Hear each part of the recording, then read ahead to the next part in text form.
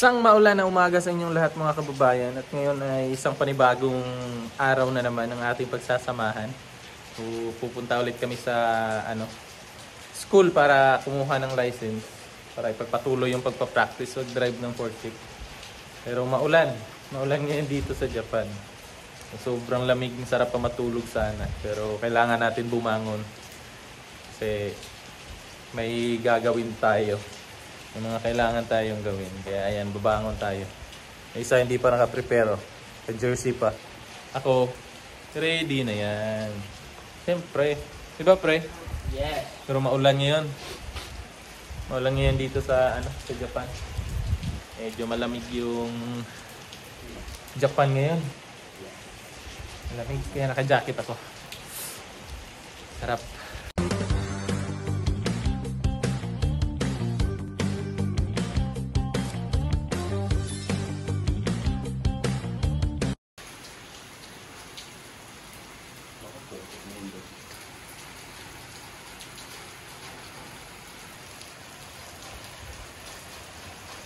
Mag-prepare muna kami ng aming babaunin.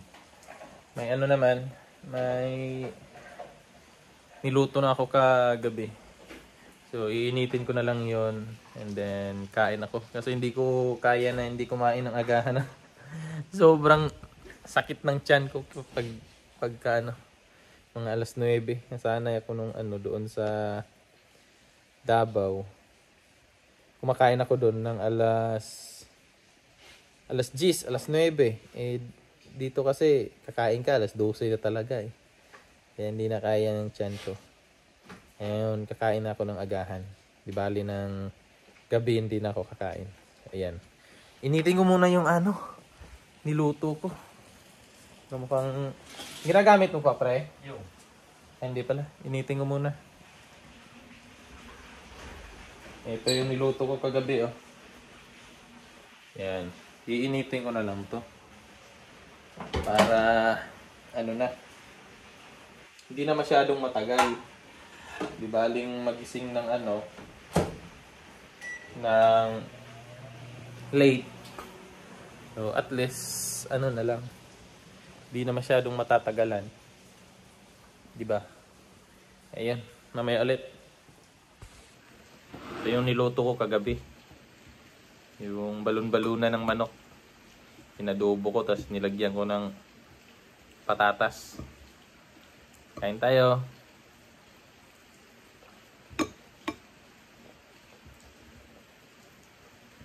What?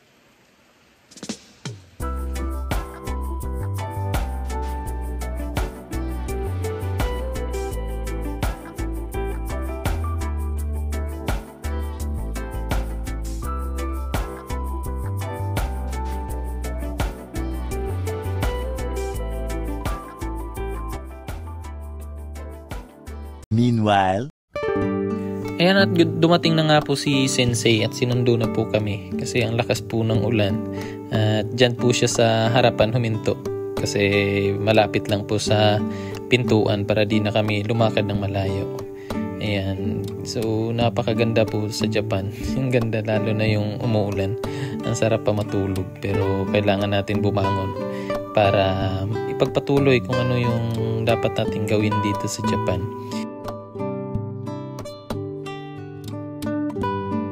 meanwhile, Dito na nga mga kababayan kasi kulang sa tulog. Ayan yung dalawa natutulog dyan. Kaya wag lang tayo maingay kasi baka magising yung dalawa. Kaya tahimik lang tayo kumukuha ng video sa dalawang yan. Tingnan nyo yung tulog nilang, sarap talaga. Kasi maulan, malamig, kaya masarap matulog. Yan naiisip ko rin po mga kababayan. Hindi pa rin ako nakapaniwala na andito na ako sa Japan. Parang kahapon lang nasa Pilipinas lang ako. Ang sarap lang po sa pakiramdam na yung pangarap mo lang dati. Ngayon, ayan na, andyan na.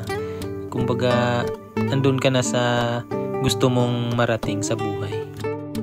meanwhile, Bili muna kami dito sa 7-Eleven. Kakape din.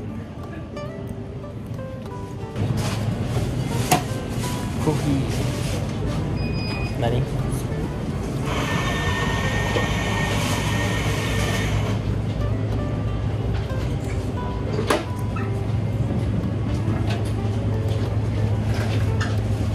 Yan, nilibre ulit kami ng kape ni Sensei. Ito yung ano namin. Nilibre kami. Kasi natutulog kami sa likod. Kaya siguro pang pagising din. Eh dinaanan na lang namin dito sa ano. Uminom ng kape. Yan. Kape tayo mga kababayan.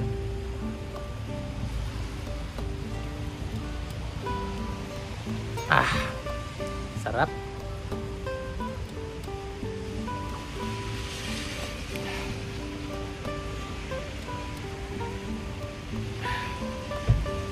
Meanwhile, Yan, nakarating na po kami dito sa school. Kakarating lang po. Yan o. Umiinom pa ng kape. Hindi pa naubos yung kape niya. Mamaya pa naman po mag-uumpisa yung ano namin. Practice. Mga 8:30. Nantay pa namin yung mga kasama din namin. Si Bam nagkakape pa. Si Princess galing to sa ano, duty sa Gaisano.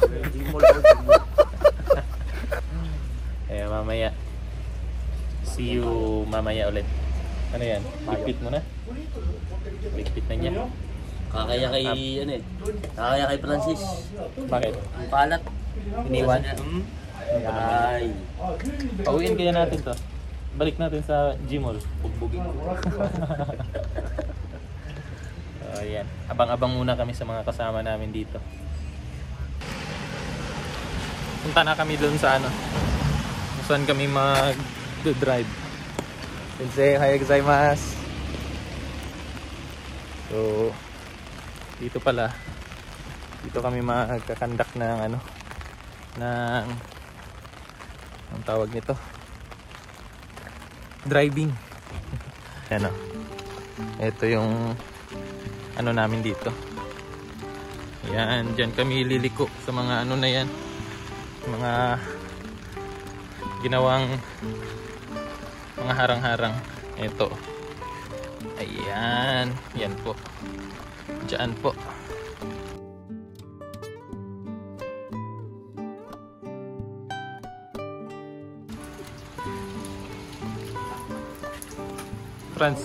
Franz, smile. I-video mo yan.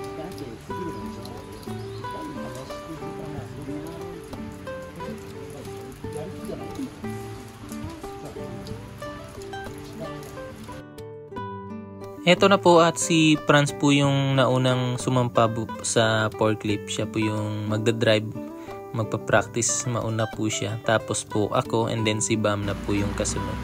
Yan, tinatansya niya yung distansya kasi galing po dyan 30 meters, centimeters pala. 30 centimeters galing dyan. Papunta dun sa paglalagyan nyo nung object na ilalagay namin dyan sa taas.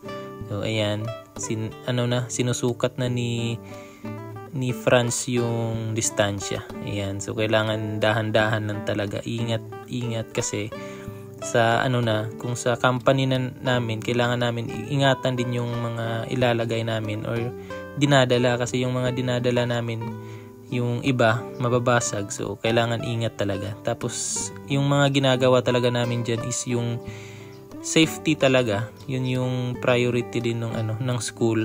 Yun yung inuuna talaga nila na ituro sa amin, na kailangan safety, tingin sa kanan, tingin sa kaliwa, tapos pag aatras titingin ka rin sa likod para hindi makadisgrasya. Mahirap na. Ang laking babayaran.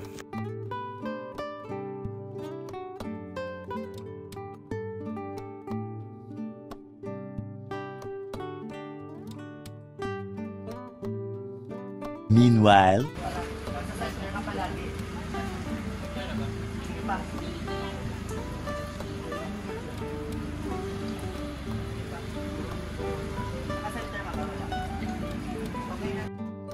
yan na nga at tayo na po yung sumunod na sumampa. So same lang din kay Franz, tinatansya ko din po yung distansya niya.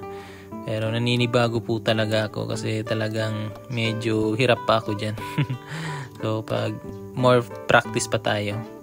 Ayan, so baba tsaka taas lang muna. And then balik dun sa dati mong pwesto. And then pagkatapos nun, diretso ka na sa dun sa ibang lalagyan na naman.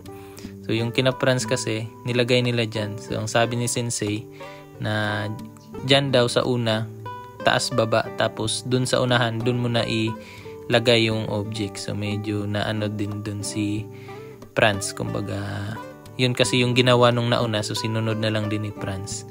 Pero ewan ko, baka iniba kasi yun yung pinagawa sa akin, kasi kulang na din yung sa oras. Yung iba kasi na nauna sa amin, 3 beses sila paulit-ulit nila ginagawa. Meanwhile, Dandaan lang pre. Eto at sumunod na po si Bam. Siya na po yung nagmamaniho dyan. At minamadali na ni Bam yan kasi may 3 or 4 pa yata na hindi nakasubok mag-drive. Kinulang sa oras. Kaya ayan, siya na yung nag-drive niyan at papunta na kami sa lunch break. So yung iba hindi pa nakapag-drive, yan si Franz. Yan, so minamadali na yan ni Bam para makatry din yung iba, pero hindi inabot.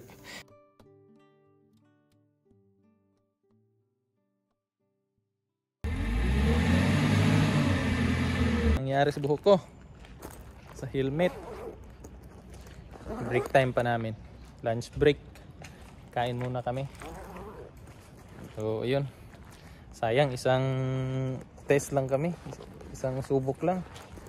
Yung iba kasi tagtatatlo sila, kami naabutan sa oras, kaya tig-isa na lang kami. Yung iba nga hindi nakasubok, di ba pre?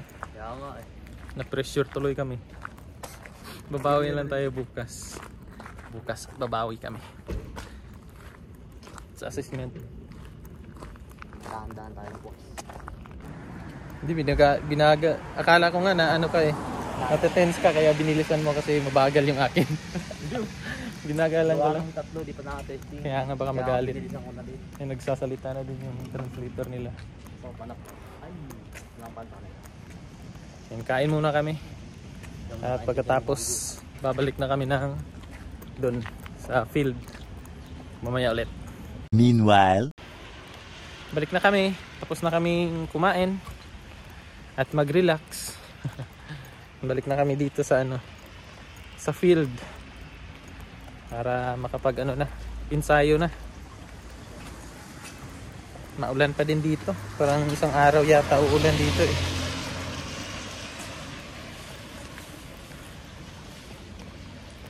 Wala pa pala yung mga kasama namin dito.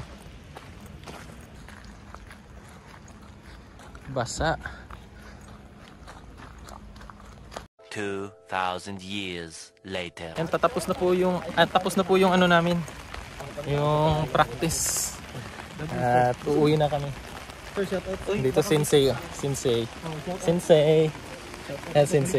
Shout out sa taga San Sensei sa Pilipinas. Hello po sa mga taga Bacolod. Bacolod, ayan. Kamusta ka mo? Kumusta mo diha? Hindi na Ilonggo pala, Ilonggo. Ilonggo ka rin. Ilonggo. Kamusta Pag mo da? delikado daw pa ang Sensei. Ang delikado daw ang mga Ilonggo. Bakit? Kasi kahit galit na, sweet pa din. Papatayin kita. Kagago sa inyo. Nubay mo. Totoo ba yan, Sensei? Oo, totoo. Totoo yan. Totoo. Ayan. Kaya, Love lang. Philippine Festival, balik kayo dito. Sige. Mata. Sige po. Bye-bye po. Ayan. Dito na din si Sensei namin, yung sundo namin. Ayan na. Yun po siya yung namin. Naging translator ngayon. Kasi kahapon siya yung nag-translate sa mga ibang Pinoy dito. Kami wala kaming translator. Ngayon lang kami nagkaroon ng translator. Kaya ayun. So ayun. Uuwi na kami mga kababayan at medyo gutom na at malamig. So bye-bye. Maraming salamat at hanggang sa susunod. Bye-bye.